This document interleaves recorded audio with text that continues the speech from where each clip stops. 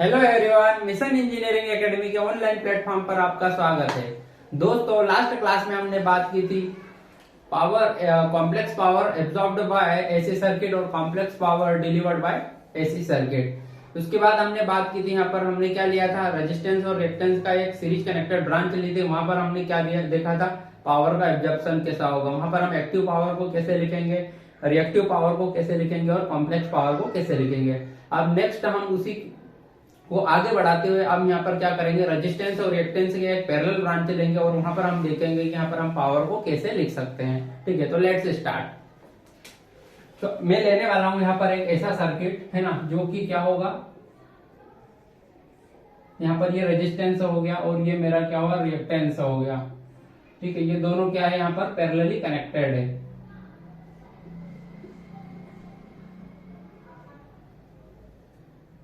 ये क्या है, दोनों पैरेलली कनेक्टेड है।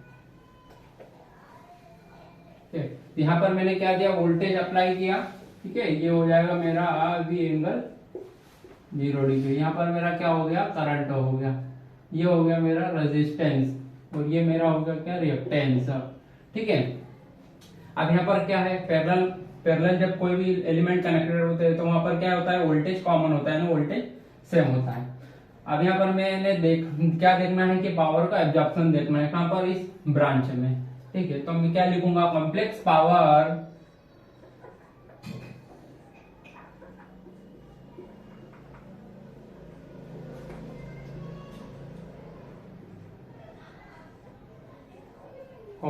Power absorbed bye parallelly connected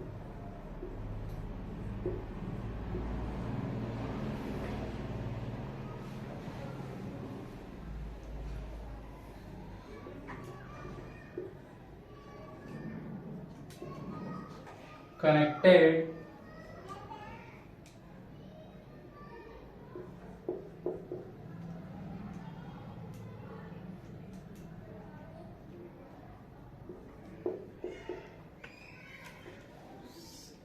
circuit.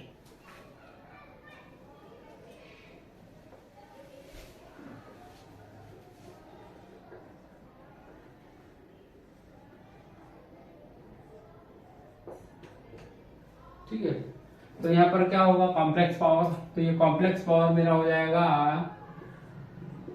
We I conjugated, यानी कि P प्लस जे क्यू।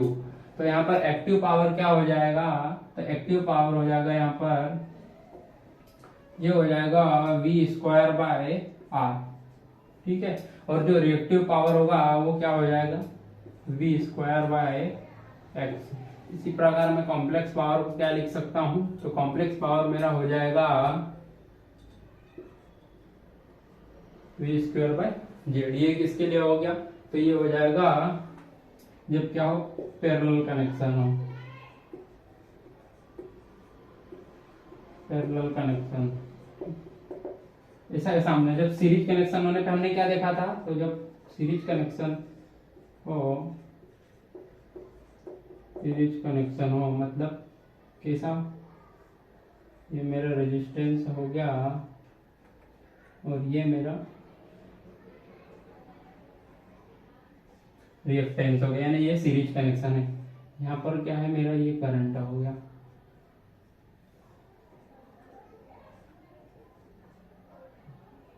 ठीक है, ये वोल्टेज मैंने यहाँ पर अप्लाई किया।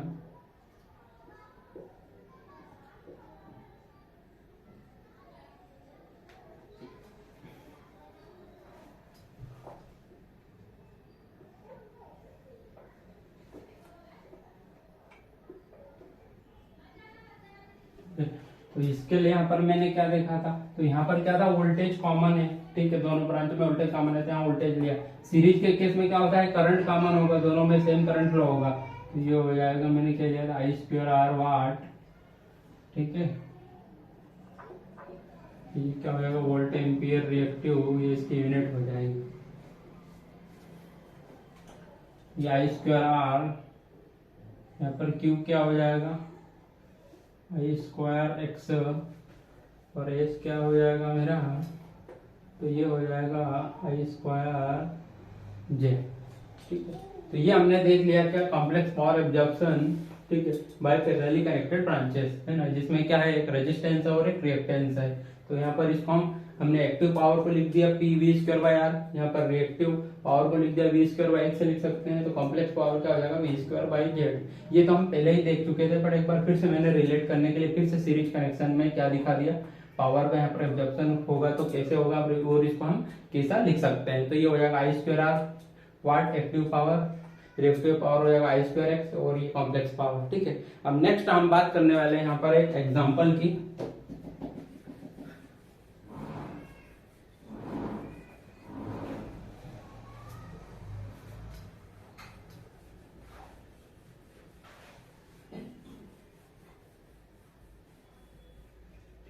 तो दोस्तों अब हम एक ऐसा एग्जांपल लेने वाले हैं जिसमें दो वोल्टेज सोर्स कनेक्टेड रहेंगे बाय इंडक्टिव सीरीज ब्रांच है, जिसमें हम ये देखने वाले हैं कि पावर का फ्लो कैसे होने वाला है, ठीक है। अभी इन शॉर्ट में आपको बता दूं कि पावर सिस्टम में क्या होता है कि जब भी कोई इंडक्टिव सीरीज ब्रांच के थ्रू दो वोल्टेज सोर्स कनेक्टेड होते हैं, तो जिनमें जो लीडिंग फेज एंगल वाला जो वोल्टेज सोर्स होगा, है ना, पावर का फ्लो किधर से होगा, लीडिंग फेज एंगल वाले वोल्टेज सोर्स से lagging phase angle voltage source की तरफ पावर फ्लो होने वाला है। मैं अभी आपको ये सर्किट में दिखाने वाला हूँ और बाय कैलकुलेशन भी ये प्रूव करके बताऊंगा कि देखो पावर का फ्लो किधर से किधर की ओर हो रहा है, ठीक है। तो हम इसको अब कंटिन्यू करते हैं, ठीक है। हम एक ऐसा एग्जांपल ले रहे हैं, ठीक है, जिसमें हम दो वोल्टेज सोर्स कनेक्ट कर रहे हैं।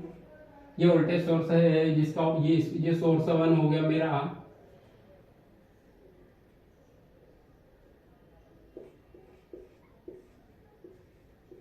ये हो गया मेरा क्या सोर्स 1,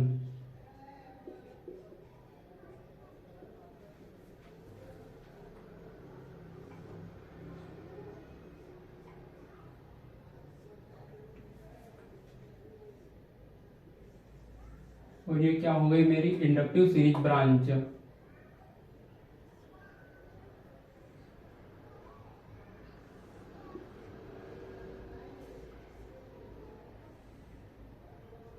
ठीक है, इसका वोल्टेज कितना हो जाएगा 100 एंगल 0 डिग्री। ये हो जाएगा मेरा सोर्स, ठीक है, और ये मेरा क्या है, ये हो जाएगा मेरा इंडक्टिव रिएक्टेंस जो कि कितना है J5। यहाँ पर मैंने जैसे कि आपको बताया कि पावर का फ्लो किधर से किधर की तरफ होने वाला है, तो देखो ये लीडिंग में है और ये लेगिंग में है, यानी कि ये इस प्रकार है, देखो ये 0 डिग्री पर है तो इसका भी मैग्नीट्यूड 100 वोल्ट ही है, ठीक है। और सेम हम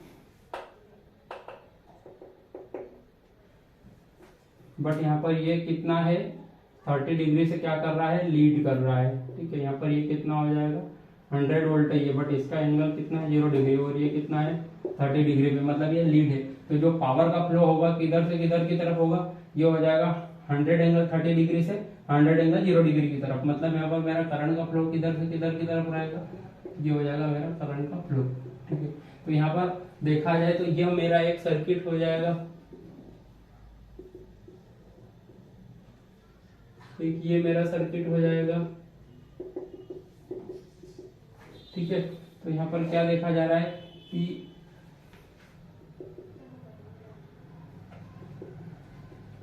यहाँ पर क्या देखा जा रहा है कि ये जो सोर्स है ये पावर को क्या कर रहा है, डिलीवर कर रहा है। यहाँ से क्या हो रहा है, पावर, ये वोल्टेज है और ये करंट यहाँ से बाहर आ रहा है, मतलब यहाँ पर पावर क्या हो रहा है, डिलीवर किया जा रहा है, ठीक है। और यहाँ पर भी पावर एब्जॉर्ब होगा, पर कौन सा होगा, रिएक्टिव पावर, मतलब यहाँ पर एक्टिव पावर क्या होगा, एब्जॉर्ब नहीं होगा, यानी पावर यहाँ पर एक्टिव पावर क्या होने वाला है, यहाँ पर 0 होने वाला है। और यहाँ पर क्या हो रहा है, करंट इन कर रहा है, इसका मतलब क्या है कि ये सोर्स क्या है, पावर को एब्जॉर्ब करने वाला है, ये डिलीवर करने वाला है और ये एब्जॉर्ब करने वाला है, ठीक है। तो सबसे पहले हम यहाँ पर क्या फाइंड करेंगे, देखो हमें पावर लिखना है, पावर क्या लिख सकते हैं हम, तो पावर हो जाएगा VI कंजुगेट, ठीक है। हमारे पास वोल्टेजेस तो है बट करंट नहीं है, तो हमारी सबसे पहली डिमांड क्या है कि हमें करंट फाइंड करना है, ठीक है। तो हम यहाँ पर पहले करंट को फाइंड कर लेते हैं।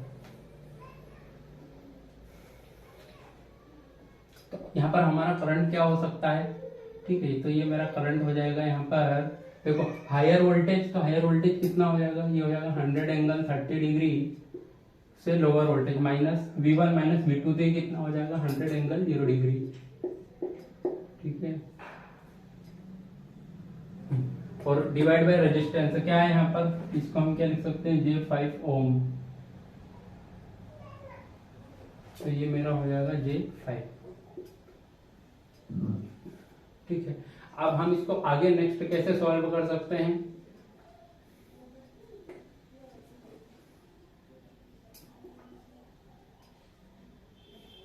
तो इसको सॉल्व करने के लिए हम क्या करेंगे, तो इसको हम ऐसा लिख सकते हैं 100 cos 30 plus J100 sin 30 minus 100 angle 0 degree, ठीक है, डिवाइड बाई J5। तो यहाँ पर देखा जाए तो हमारा ये cos 30 कितना हो जाएगा, तो cos 30 हो जाएगा मेरा √3/2 प्लस J100 इंटू साइन 30 कितना हो जाएगा, साइन 30 हो जाएगा 1/2 माइनस 100 एंगल 0 डिग्री, और डिवाइड में क्या हो जाएगा मेरा, ये हो जाएगा J5। ठीक है। अब ये करंट यहाँ पर क्या हो जाएगा, तो ये हो जाएगा, ये काट दिया तो कितना हो जाएगा, ये 50, ये काटा तो ये कितना हो जाएगा 50, तो ये हो जाएगा क्या 50 एंगल 50√3 प्लस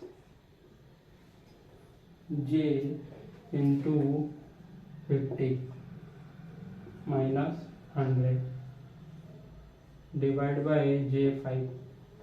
अब इसको मैं आगे कैसे सॉल्व कर सकता हूं, तो इसको फाइनली हम सॉल्व कर सकते हैं। तो 50 इंटू √3 ये हो जाएगा यहाँ पर 100 माइनस के प्लस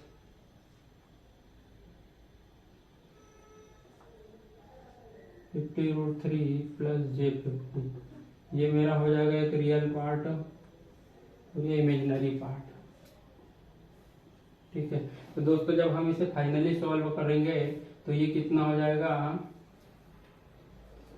10.35 और एंगल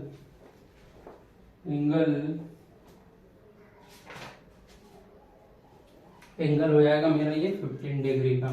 ठीक है। ये आपको कैसे कन्वर्ट करना है, कैलकुलेट करना है, ये मैं आपको पहले बता चुका हूँ। ठीक है। तो ये मेरा आ गया क्या, करंट का वैल्यू।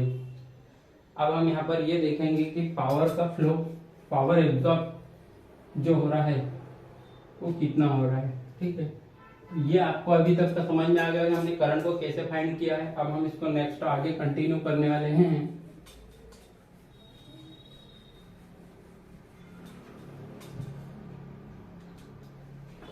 ठीक है। तो अब यहाँ पर हम देखेंगे कि जो कॉम्प्लेक्स पावर होगा वो एब्जॉर्ब हो रहा है किसके द्वारा, सोर्स 2 के द्वारा, तो वो कितना हो रहा है।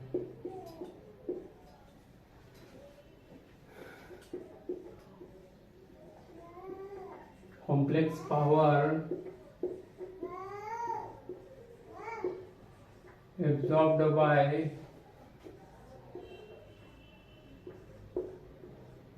सोर्स 2, कौन सा सोर्स, ये वाला हो जाएगा 100 एंगल 0 डिग्री वाले सोर्स। ठीक है। Complex power absorbed bye source 2 वो कितना होगा, तो कॉम्प्लेक्स पावर कितना है यहाँ पर, तो कॉम्प्लेक्स पावर होगा VI कंजुगेटेड। अब यहाँ पर वोल्टेज कितना है, तो ये हो जाएगा 100 एंगल 0 डिग्री और इनटू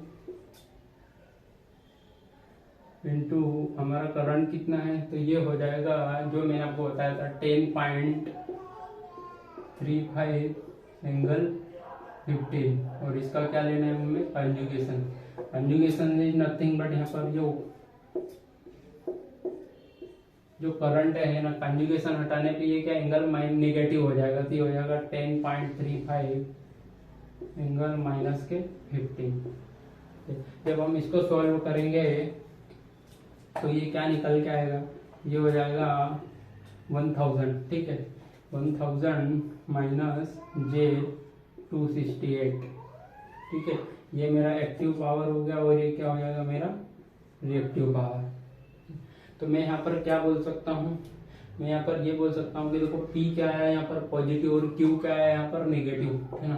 क्या हो रहा है यहाँ पर जो एक्टिव पावर है ना, पी क्या है यहाँ पर ग्रेटर देन 0 है, मतलब कितना है पी, पी मेरा क्या है 1000 वाट है, 1000 वाट है, मतलब क्या है ये पॉजिटिव है ना, 1000 वाट पॉजिटिव आया है। अब देखो ये सोर्स 2 क्या कर रहा था, एब्जॉर्ब करने का काम कर रहा है और ये आया पॉजिटिव, मतलब जो चाहता था वो उसको मिल गया, ठीक है, वो एब्जॉर्ब करने को इसको मिल गया 1000 वाट। बट यहाँ पर Q क्या आया है, देखो Q क्या है यहाँ पर लेस देन 0 है, Q क्या है यहाँ पर माइनस के 268 वोल्ट एम्पियर रिएक्टिव नेगेटिव आया है।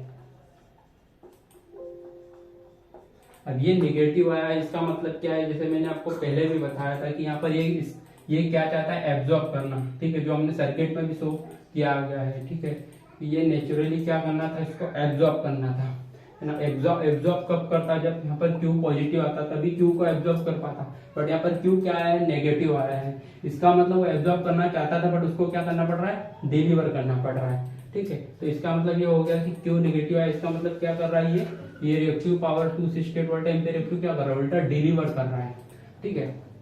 तो हम यहाँ पर लिख सकते हैं, ठीक है, यहाँ पर लिख सकते हैं कि जो 100 एंगल 0 डिग्री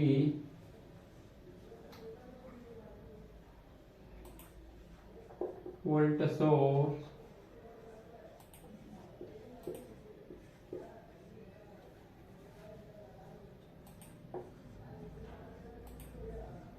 absorbs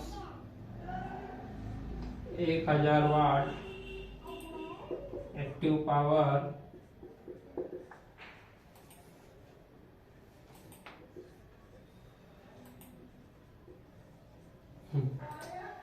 और डिलीवर्स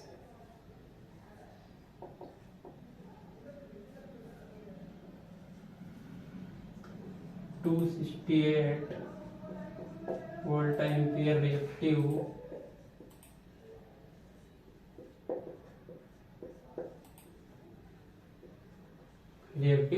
पावर, ठीक है। तो हमने यहाँ पर अभी किसके बारे में बात की, सोर्स 2 के बारे में, जो क्या कर रहा है कॉम्प्लेक्स पावर को एब्जॉर्ब कर रहा है। तो हमने जब इसका कैलकुलेशन किया तो हमने क्या पाया कि जो एक्टिव पावर है वो 1000 वाट है और रिएक्टिव पावर क्या है वो निगेटिव है, कितना 268 वोल्ट एम्पियर रिएक्टिव।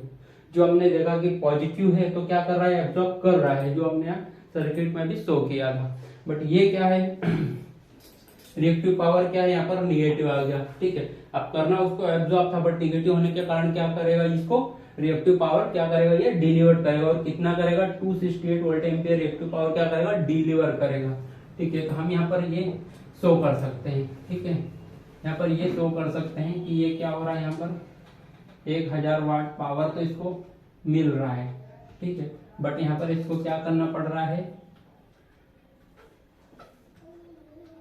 ये 268 वोल्ट एम्पियर रिएक्टिव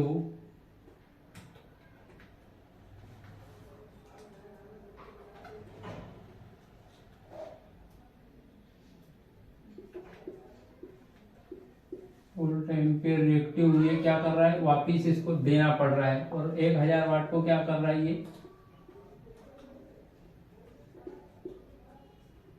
ले रहा है, ठीक है। ये हमने यहाँ पर शो कर दिया 268 वापिस दे रहा है और 1000 वाट क्या कर रहा है ये ले रहा है। अब हम बात करने वाले हैं किसकी, सोर्स 1 की। सोर्स 1 क्या कर रहा है यहाँ पर पावर को डिलीवर कर रहा है, ठीक है। तो अब हम सोर्स 1 की बात करते हैं।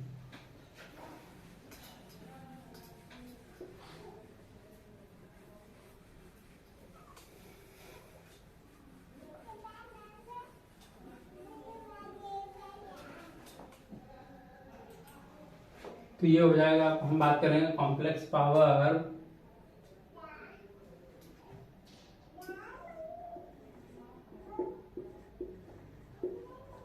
डिलीवर्ड बाय सोर्स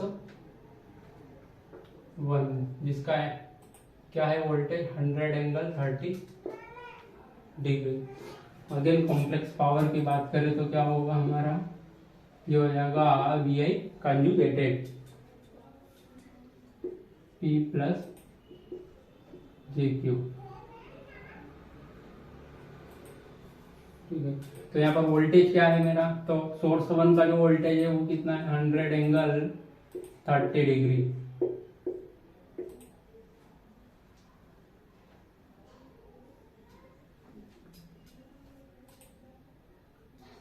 और करंट कितना है यहाँ पर, तो वो मैंने आपको बताया था 10.35 एंगल 15 डिग्री कंजुगेटेड। यहाँ जो कॉम्प्लेक्स पावर होगा वो कितना आ जाएगा, वो हो जाएगा 1000 प्लस J268। ठीक है, तो यहाँ पर क्या है, एक्टिव पावर भी पॉजिटिव आया और रिएक्टिव पावर भी पॉजिटिव आया है। इसका मतलब क्या है कि इसका काम क्या था, डिलीवर्ड करने का। तो ये क्या कर रहा है, दोनों पॉजिटिव होने के कारण ये जो चाहता था, जो शो किया गया था, वो हो रहा है। मतलब 1000 वाट भी ये डिलीवर कर पा रहा है और 268 भी वोल्टेज पे रिएक्टिव भी ये डिलीवर कर पा रहा है। ठीक है, तो यहाँ पर क्या आया है, मेरा जो एक्टिव पावर है वो कितना है, 1000 वाट है ना, 1000 वाट आया। इसका मतलब P क्या है, ग्रेटर देन 0, यानी कि क्या आया है, पॉजिटिव आया है। पॉजिटिव आया है मतलब क्या कर रहा है यहाँ पर, ये क्या कर रहा है, डिलीवर कर रहा है। और जो Q है वो कितना है, तो Q है मेरा कितना, 268 वोल्ट एम्पियर रिएक्टिव। और Q भी क्या है यहाँ पर, ग्रेटर देन 0, ये भी पॉजिटिव है। तो मैं यहाँ पर क्या लिख सकता हूँ, यहाँ पर लिख सकता हूँ कि source 1 delivers 1000 watt active power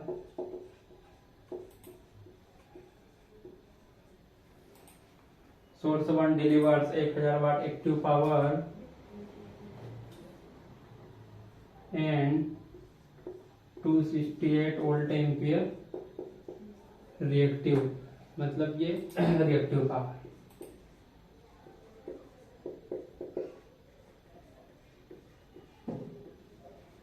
ठीक है, तो यहाँ से क्या क्लेरिफाई हुआ ये क्लेरिफाई हो रहा है कि यहाँ पर देखो, ये क्या कर रहा था, 1000 वाट को एब्जॉर्ब कर रहा था, ठीक है, और 268 वोल्ट एम्पियर को क्या कर रहा है, डिलीवर कर रहा है।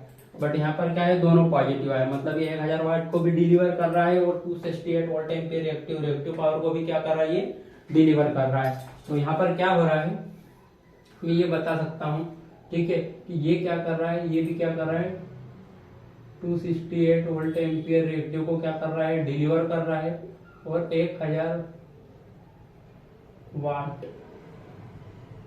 इसको भी क्या कर रहा है, ये डिलीवर कर रहा है। तो बताओ देखो, ये 1000 वाट डिलीवर कर रहा था और इसने तो क्या एक्टिव पावर लिया नहीं, है ना, इसने तो क्या है, एक्टिव पावर लिया नहीं, तो ये पूरा 1000 वाट जो यहाँ से यहाँ तक डिलीवर हो गया। बट देखो, यह भी 268 वोल्ट एम्पियर रिएक्टिव को डिलीवर कर रहा है और इसने एब्जॉर्ब करना, बट ये भी 268 वोल्ट एम्पियर रिएक्टिव को क्या कर रहा है, डिलीवर कर रहा है। इसका मतलब कौन ले रहा है, पूरे सारे रिएक्टिव पावर को कौन एब्जॉर्ब कर रहा है, ये कर रहा है। ठीक है, इधर से भी 268 वोल्ट एम्पियर रिएक्टिव इधर की ओर आ रहा है और इधर से भी 268 वोल्ट एम्पियर रिएक्टिव क्या आ रहा है, इधर आ रहा है। इसका मतलब ये कहाँ पे आएगा, ये ऐसे करके यहाँ आएगा, ये भी यहाँ आ रहा है ना। इसका मतलब तो ये होता है कि ये क्या कर रहा है, रिएक्टिव पावर को एब्जॉर्ब कर रहा है। तो ये कितना रिएक्टिव पावर एब्जॉर्ब कर रहा है, तो हम ये यहाँ पर लिख सकते हैं, ठीक है, कि all reactive power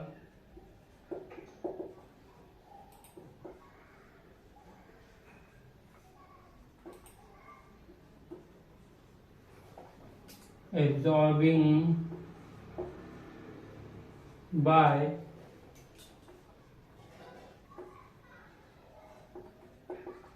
inductive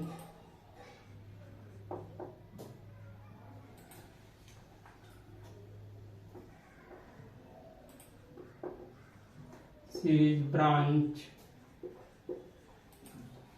reactance J5, all reactive power absorbing by inductive series branch reactance J5। और वो कितना हो रहा है, तो वो हो रहा है 268 volt ampere reactive plus 268 volt ampere reactive.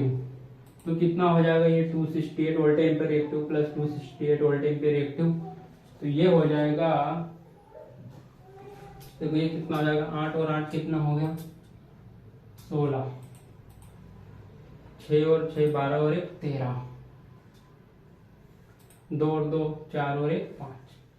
तो ये हो जाएगा मेरा कितना 536 वोल्ट एम्पियर रिएक्टिव। ठीक है, तो मैं इसको यहाँ पर लिख सकता हूँ कि यहाँ पर कितना पावर एब्जॉर्ब किया जा रहा है। तो यहाँ पर जो Q होगा वो हो रहा है कितना, तो इसको मैं ऐसा भी लिख सकता हूँ कितना 536 वोल्ट एम्पियर रिएक्टिव। ठीक है, अब यहाँ पर जो पावर एब्जॉर्ब हुआ इसमें, इस सीरीज ब्रांच में, सीरीज रिएक्टेंस में, वो कितना हुआ 536 वोल्ट एम्पियर रिएक्टिव। इसको मैं ऐसा भी लिख सकता था, ठीक है, कि Q जो एब्जॉर्ब्ड है वो कितना होगा, तो वो हो जाएगा I स्क्वायर X। तो यहाँ पर मेरा जो करंट है वो कितना है 10.35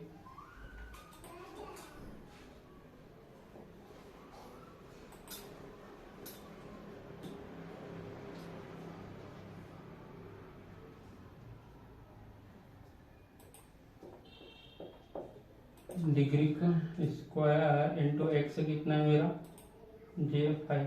ठीक है, तो ये करने पर भी जो मेरा Q आएगा वो कितना आएगा 536 वोल्ट एम्पियर रिएक्टिव। ठीक है, ये मैं बाई कैलकुलेटर करके देख लेता हूँ।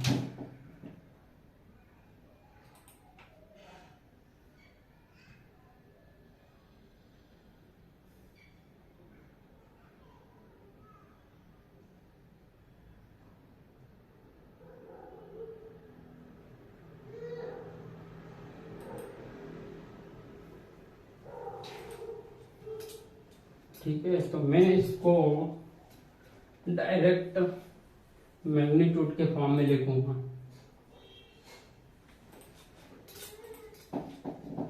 तो ये कितना हो जाएगा, ये हो जाएगा यहाँ पर 10.35 का स्क्वायर इंटू 5। कितना हो जाएगा 536 वोल्ट एम्पियर रिएक्टिव।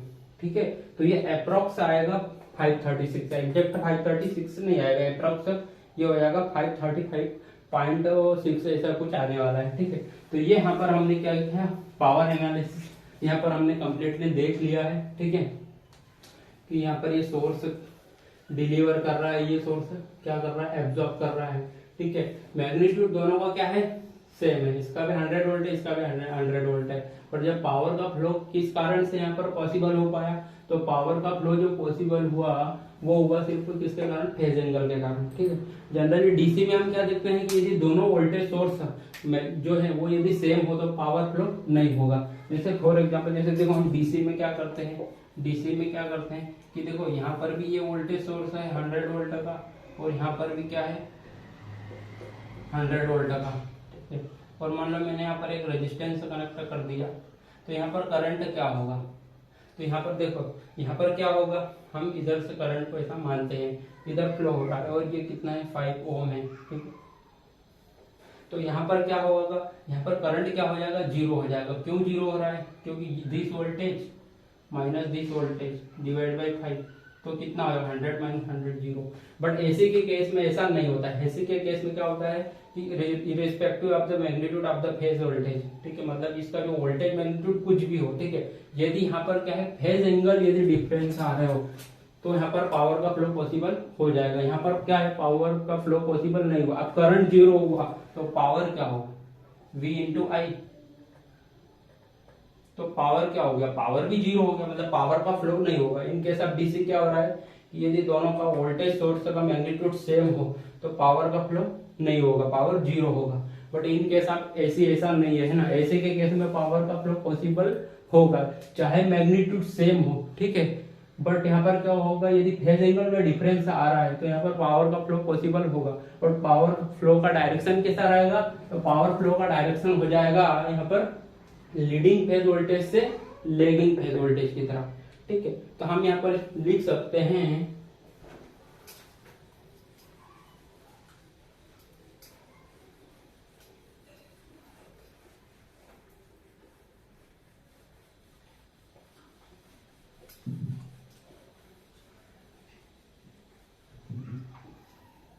तो हम यहाँ पर क्या लिख सकते हैं, हम यहाँ पर लिख सकते हैं कि इन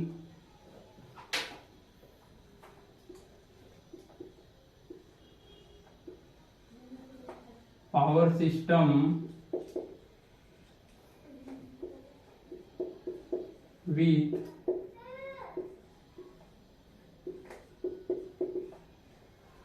inductive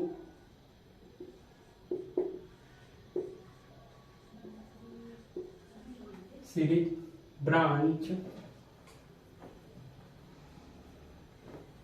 in power system with inductive series branch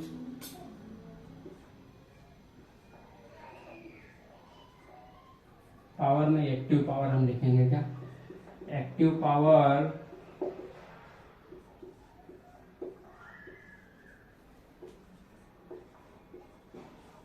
always flows from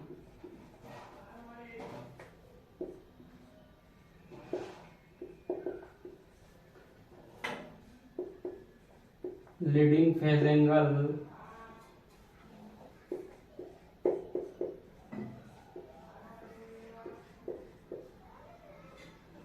voltage source to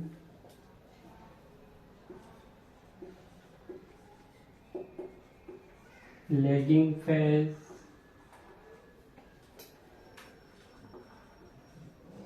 angle voltage source. ठीक है, मैग्नीट्यूड चाहे कुछ भी हो, ठीक है।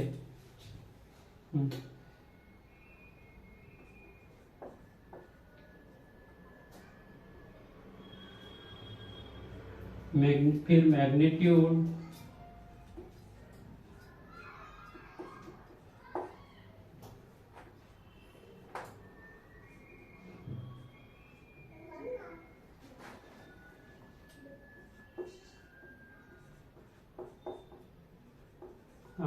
वोल्टेज सोर्सेस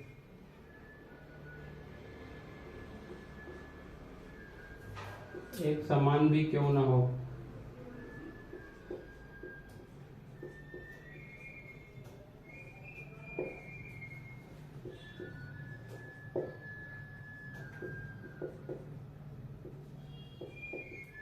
ठीक है।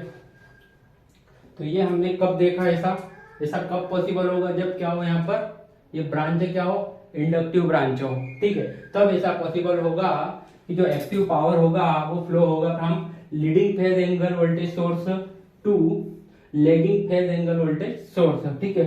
फिर मैग्नीट्यूड भी है ना, वोल्टेज सोर्सेस का मैग्नीट्यूड एक समान भी क्यों ना हो, जो कि हमने यहाँ पर देख लिया। अब बट यहाँ पर क्या, यदि यहाँ पर हम इंडक्टेंस की जगह यदि हम क्या लगा दें, कैपेसिटिव रिएक्टेंस लगा दें, तो क्या ऐसी कंडीशन होगी या नहीं होगी, वो हम देख लेते हैं।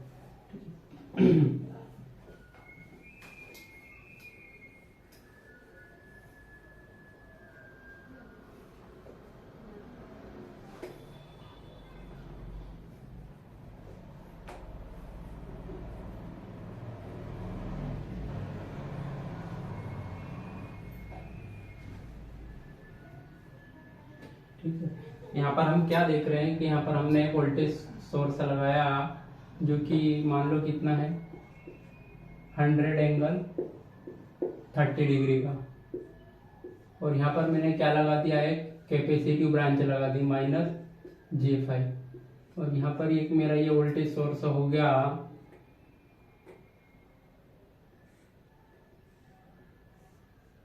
मैंने इनका इंटरकनेक्शन किया, ठीक है। और ये कितना है 110 और ये एंगल 0 डिग्री। तो बट वो क्या है, इंडक्टेंस में ऐसा हुआ, बट कैपेसिटेंस में ऐसा पॉसिबल नहीं होगा। कैपेसिटेंस में क्या होने वाला है कि यहाँ पर ठीक है, यानी फेज एंगल कुछ भी हो, हमें फेज एंगल से यहाँ पर मतलब नहीं, बट यहाँ पर क्या है, जो हायर मैग्नीट्यूड वोल्टेज सोर्स होगा है ना, इधर से पावर फ्लो होगा किधर, लोअर वोल्टेज सोर्स की तरफ, ठीक है। बट इंडक्टेंस में क्या हुआ था कि जिसका फेज एंगल ज्यादा होगा उधर से पावर फ्लो होगा कम फेज एंगल की तरफ, बट कैपेसिटेंस में क्या है, जस्ट अपोजिट है। तो हम लिख सकते हैं in power system with capacitive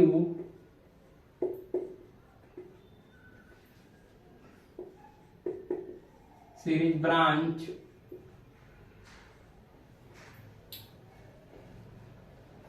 जो एक्टिव पावर होगा वो ऑलवेज फ्लो होगा from higher magnitude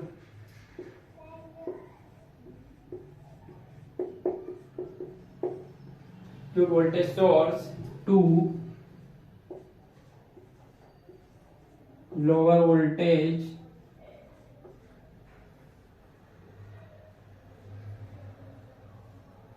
lower magnitude